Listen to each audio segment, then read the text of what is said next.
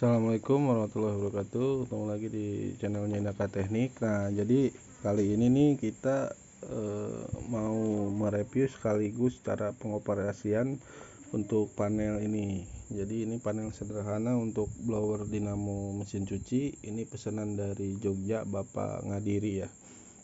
Jadi bisa kita lihat di sini nih dari timer ini, Pak. Ini ada bisa digeser-geser, M untuk minut atau menit, S untuk second atau detik, H untuk hour atau jam ya. Sama pun di sini ini yang untuk mati, pengaturan mati, ini untuk pengaturan hidup. Jadi kita coba di sini 11 detik untuk hidup, matinya juga S berarti second ya. 11 detik juga. Nah, jadi ini hal yang paling penting. Jadi Bapak untuk pengoperasian ini posisi harus mati seperti ini ya, baru kita bisa setel. Nah, jadi dalam keadaan hidup dia nggak bisa disetting gitu, jadi harus dimatikan. Nah, matikan dari mana? Dari sini. Nah, ini untuk menyalakan ini MCB utama, ini yang ke blower. Nah, jadi untuk MCB ini ketika mati semua ya. Coba kita cek, kurang kencang kabelnya.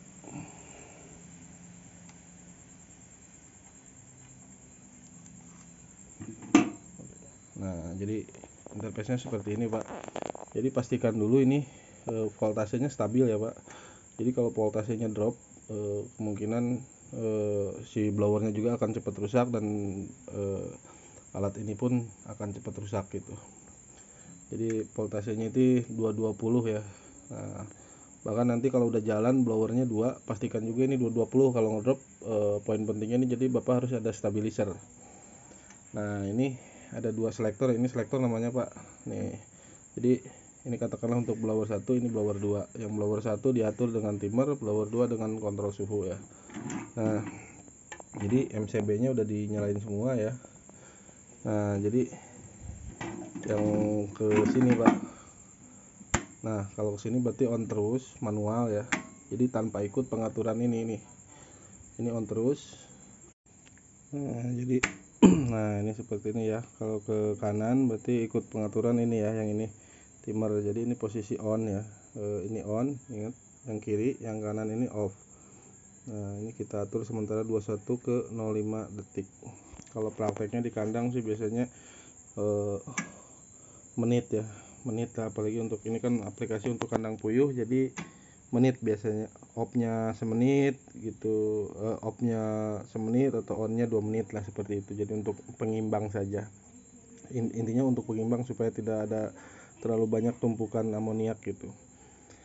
Nah, jadi indikator yang lagi nyala itu di sini gitu. Nah, untuk yang bawah sendiri ini pengaturannya itu sama ke kanan. Ini kita off kan, walaupun ini kita off kan dulu, walaupun di sini on dia nggak mau nyala gitu karena posisi selektornya off di tengah ya. Nah, untuk yang ini, untuk penyetelan sendiri cukup mudah, Pak. Jadi ini suhu terbaca sekarang 31 ya, karena ini saya taruh di dalam. Nah, ini suhunya di pengaturannya di 28 umpama. Jadi kalau nanti suhunya sampai 28 baru si blowernya mau mati dia gitu. Nah, jadi kalau mau setel umpamanya suhunya 28 nih, terlalu dingin, mau ditinggiin lagi. Jadi cara nyetelnya gini, tinggal pencet lama sampai muncul tanda F1 ya, pencet lagi S nya sekali lagi. Nah, kita S nya tekan, ambil tanda panah ke atas kalau untuk mau naikin gitu. Nah, nih yang S nya tetap ditekan, terus kita pencet sekali gitu untuk atas kalau naikin. Kalau bawah turunin, ada satunya nih yang di bawah nih. Nah, jadi harus pakai 2 jari ya gitu. Kalau sudah pencet itu aja. Nah, gitu, selesai. Nah, jadi ini umpamanya si pembacaan suhu ini kurang akurat gitu, Pak ya. Bapak pengen nyamain dengan pembacaan suhu yang ada di situ gitu ya. Jadi tinggal pencet S juga lama. Jadi kalibrasi ya intinya gitu. F4, di F4 pijit sekali lagi. Kita pijit S nya juga. Umpamanya ketinggian tuh suhu 31 terbacanya tadi, kita min aja, Pak.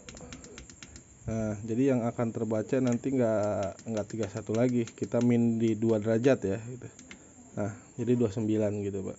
Jadi ingat nyetelnya ya ikut panduan ini aja gitu. Jadi nanti disamakan dengan suhu di sana, dikalibrasi lah istilahnya. Jadi yang di setel cuma F1 sama F4 aja gitu. Nah, untuk ini sendiri nanti instalasi di kandangnya. Nah, jadi ini saya sediakan kabel, saya tandain gitu. Ini ada PLN min, ada PLN plus gitu, sama ada blower min, ada blower plus juga. Jadi ada terminalnya. Nanti tinggal diganti aja di sana kabel yang dari PLN, gantiin yang ini yang PLN gitu Pak. Itu. Nah, ini sensor suhu yang di sini nih. Nah, ini yang hitam itu, yang silver ujungnya.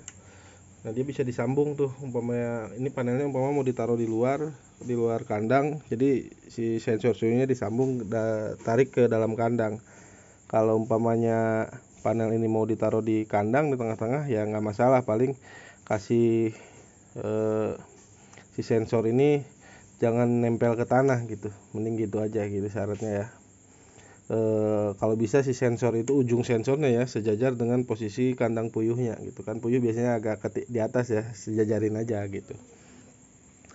Nah, tambah lagi, jadi apa yang perlu dilakukan kalau seumpamanya rusak. Jadi kerusakan biasanya di sini Pak, di relay. Nah, relay ini 2 nih. Kalaupun nanti ada kerusakan ya, tapi kalau kerusakan di timer, ini timer ya yang ini nih.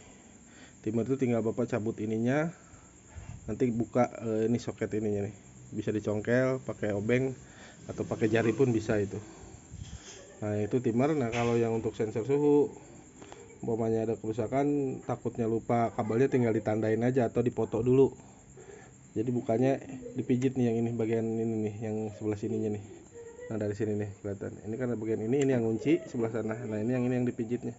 Kanan kiri ada. Jadi 2 tangan juga, pakai 2 jari gitu. Kalau selektor sih ini jarang rusak.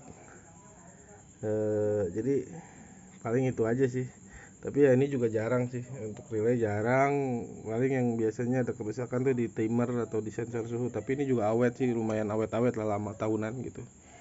Tapi sekedar ini aja info. Jadi umpamanya lagi jalan, yang benar-benar harus diperhatiin itu ini si voltase ya. Ini setrum dari PLN nih 222. Jadi pada saat nanti running, umpamanya turun ke di bawah 220, nah itu masalah gitu. Ini akan cepat rusak, ini juga cepat rusak, dan blower juga sama cepat rusak gitu. Nah, solusinya pakai stabilizer, jadi biar nggak cepat rusak gitu, karena tegangan kerjanya itu rata-rata di 220. Nah, untuk kalau ini sebagai contoh, di jaringan listrik rumah saya ini 223, jadi aman ya itu. Nah, sekali lagi kita tunjukin. Nah, ini sini outputnya itu, ini kan lagi nyala ya, posisi tadi lagi nyala. Kita tes di sini. Ini yang timer berarti posisi mati. Nah, ini yang dari sensor suhu, yang lurusan baut itu. Nah, ini yang dari timer nih lagi nyala nih. Itu bisa dilihat dari tes pennya ya. Nah, bentar lagi juga nanti mati, dia ngedip.